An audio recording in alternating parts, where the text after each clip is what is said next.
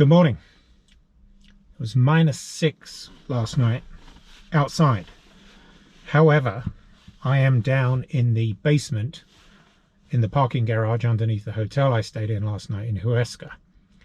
Thankfully, it's nice and warm down here, so I don't need to have the car on or the seat warmer on at the moment, but it's pretty chilly outside.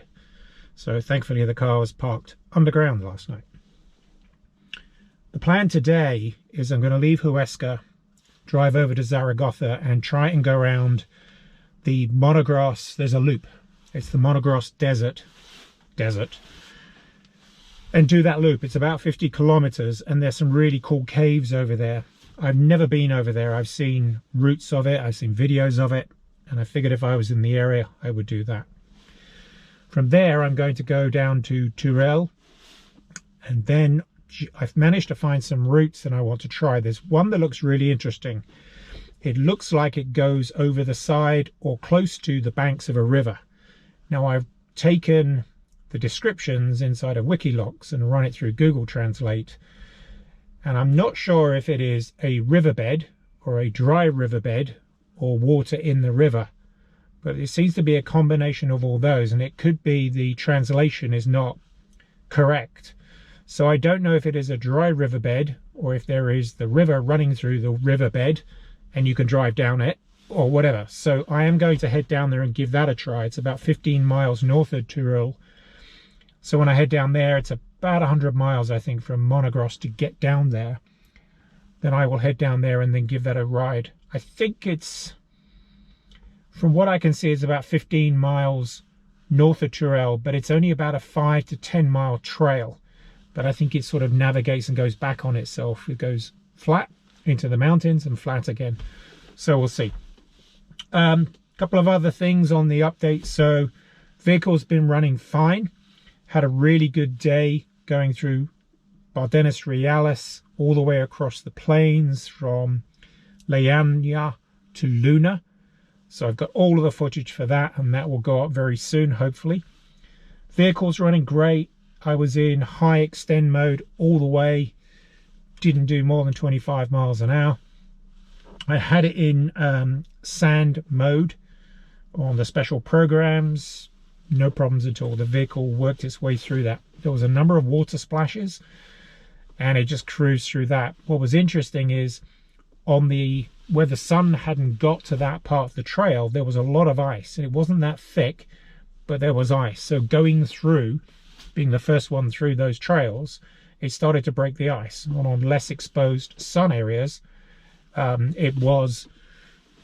So the lights have gone off in the garage down here. I think it must be motion detection. Anyway, it's quite spooky down here.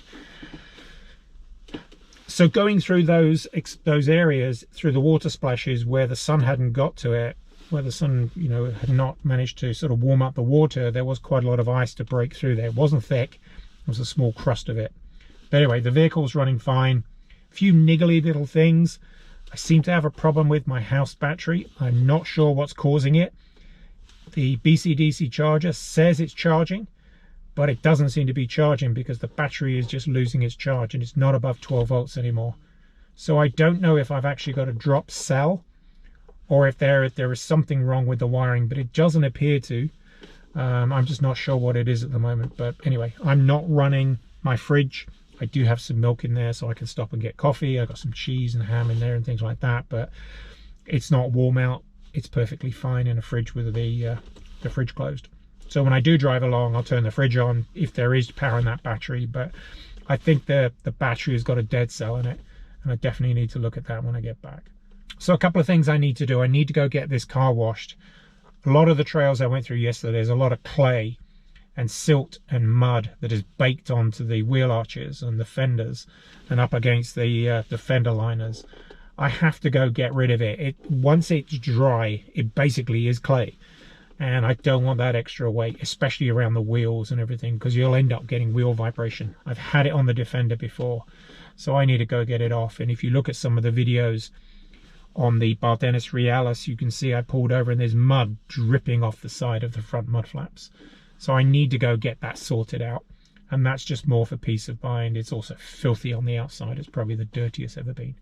And with that, I'm going to head over to Zaragoza, get another cup of coffee on the way, go do the monograss loop, head down to Teruel and find out whether this is a dry riverbed, a river with dry water through it, or a combination of two of them. We'll see. So I'll talk to you later. Cheers.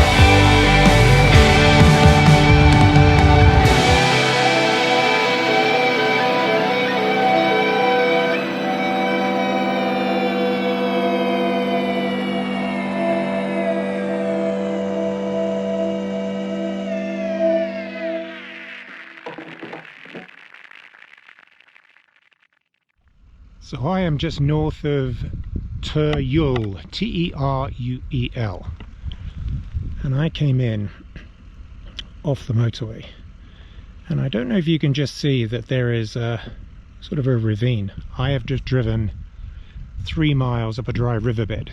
It wasn't totally dry, and I got some footage of going through some water. The last water splash was covered in ice. Unfortunately, it was too deep for me to get to the other side to put the camera, but I've come from all the way down there where you can see the smoke in the distance. Came across the plains and then up through this dry riverbed, and it's been absolutely brilliant. Didn't realise it was a dry riverbed. I took the drone up, so you'll see some footage. I'll overlay the drone footage on this as well. But up here, you can see the view.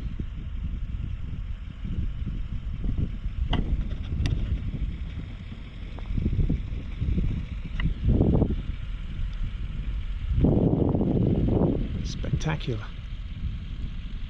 So we're about 200 miles south of where I was, or where I left you yesterday. And you can see the sort of the type of the road. It's gravelly, rocky. Oh dear.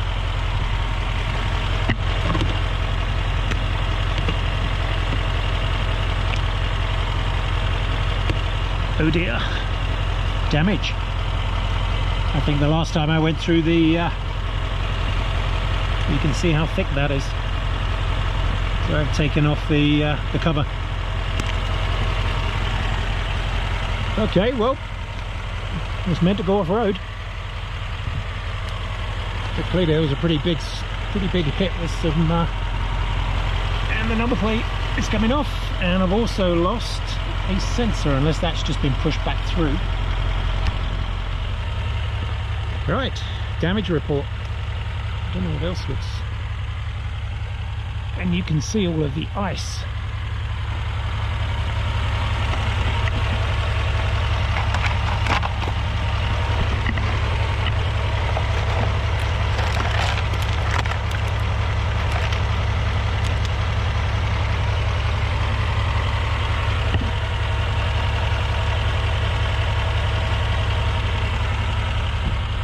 As I keep saying, it's what it was built to do.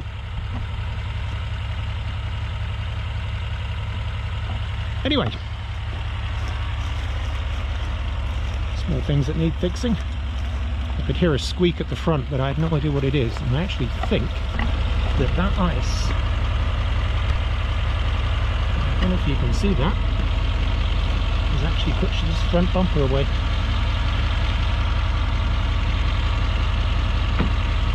Right, running repairs. Well, I managed to put the bumper in. It just needs to get redressed there. But no big deal.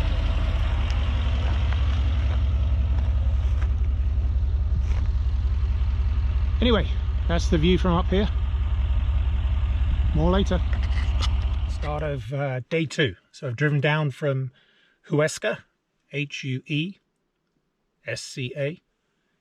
down through Zaragoza. I was going to do the Monregros, M-O-N-R-E-G-R-O-S, I think that is, Monregros Desert. Unfortunately, the trail I went on, that I found on Wikilocs, had chains over it, and it just basically a Spanish flag.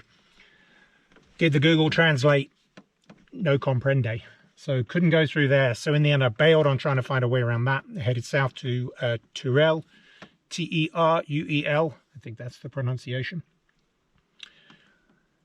I've just done this amazing dry riverbed. Now, it wasn't fully dry. At the start it was gravel, and I put the drone up. As it got further and further through, and you could see it on the map, it actually had as a river. And I'm thinking, there's got to be water in here somewhere, and there was. Now, it wasn't deep. It was definitely running, and because it's been cold overnight here, there was a lot of ice. Now, I've just taken some videos of it, and we're sort of after the fact, but I will show you the damage on the front. It didn't do a lot, but there were big chunks of ice that caught the front spoiler and took off the fog light and the surround. It also moved the bumper as well, so I hit it pretty good, and I wasn't going through it quite fast. But anyway, This is what it's designed to do. I'll keep on saying that. And if there are a few little plastic bits that come off, then we fix it.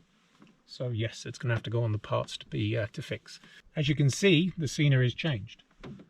So there's a lot of cypress trees around here, olive groves. You can actually smell it. I've just driven in to have a cup of coffee and just stop. But you can smell it. It smells sweet, which is, it's great. And again, not a cloud in the sky. I don't have my body warmer on today. It's 13 degrees. I mean, what more could you ask for? 13 degrees, and it feels a lot warmer in the sun, which is over my shoulder. So I've just done an awesome trail. It was about 5 miles up the riverbed. I did send the drone up, but I took the drone down because I had no idea what was going to happen after I started to see some river. Or some water flowing through that dry riverbed, but I did get the camera up and I did get some pictures of the Range Rover going through it. No problems at all. For the first time on this trip, I have seen the rear diff lock go on, and that was coming up out of the dry riverbed. There was a fairly steep slope, and I wasn't in low range. I'm in rock and I think it's sand and gravel, because that's what this is. And gradually the center diff lock went on and the rear diff lock went on. For some reason my LEDs are flashing. And yes, first time I've seen the rear diff lock come on.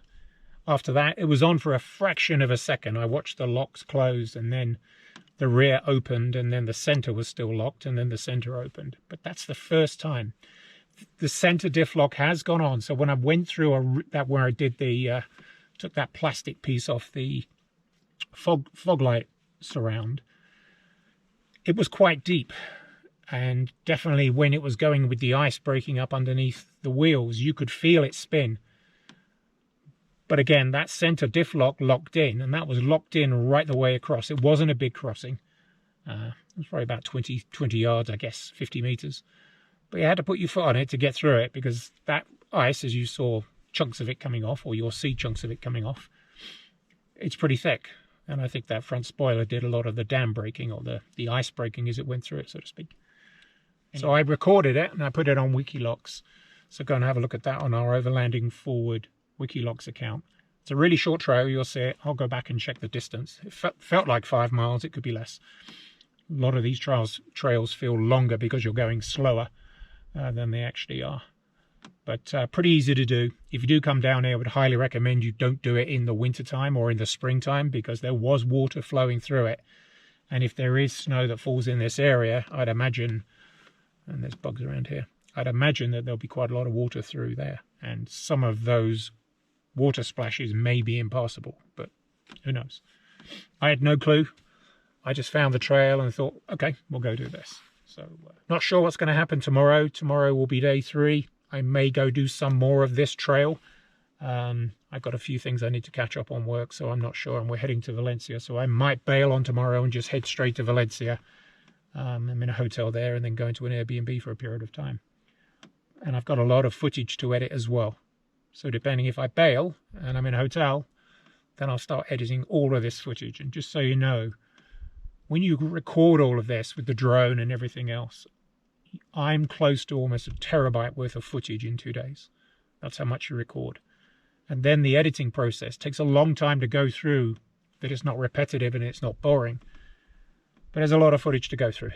But I'll get through it, and maybe I'll post it at the end of the week, we'll see. Anyway, with that, back in the car, off to Teruel. See ya.